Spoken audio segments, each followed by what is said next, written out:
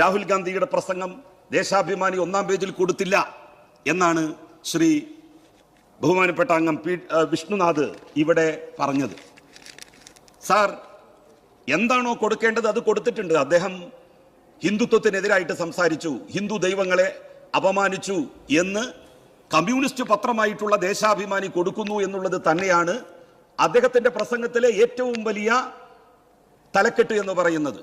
മറ്റു പത്രങ്ങളെ സംബന്ധിച്ചിടത്തോളം അത് വലിയ തലക്കെട്ടാവില്ല. ഞാൻ ബഹുമാന്യനായിട്ടുള്ള രാഹുൽ ഗാന്ധിയുടെ പ്രസംഗം മുഴുവൻ നോക്കി സാർ. ഈ പ്രസംഗത്തിൽ എവിടെയെങ്കിലും രാഹുൽ ഗാന്ധി RSS എന്ന ഒരു വാക്ക് ഉപയോഗിച്ചിട്ടുണ്ടോ? RSS पूरा हिंदू समाज नहीं है। RSS पूरा हिंदू समाज नहीं है। RSS എന്ന് പറയുന്ന ഒരു വാക്ക് അദ്ദേഹം ഉപയോഗിച്ചിട്ടില്ല.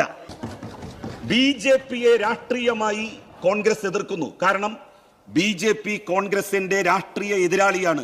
കോൺഗ്രസിന്റെ രാഷ്ട്രീയ അധികാരത്തിലേക്കുള്ള നടത്തത്തെ ശക്തമായി പ്രതിരോധിക്കുന്നത് BJPയാണ്. അതുകൊണ്ട് BJPയെ എതിർക്കുന്നു. RSS ആണ് യഥാർത്ഥത്തിൽ BJPയുടെ ആശയാടിത്തറ എന്നുള്ള കാര്യത്തിൽ ആർക്കാണ് സംശയം? മുനീർ സാഹിബെ, സംശയം വേണ്ട. RSS എന്ന് പറയുന്ന ഒരു വാക്ക് അദ്ദേഹം ഉപയോഗിച്ചിട്ടില്ല. विषय बहुत गंभीर है। पूरे हिंदू समाज को हिंसक कहना ये गंभीर विषय है। बीजेपी को आपको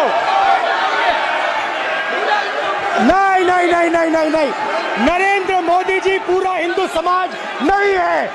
बीजेपी पूरा हिंदू समाज नहीं है। RSS पूरा हिंदू समाज नहीं है। RSS पूरा हिंदू समाज नहीं है।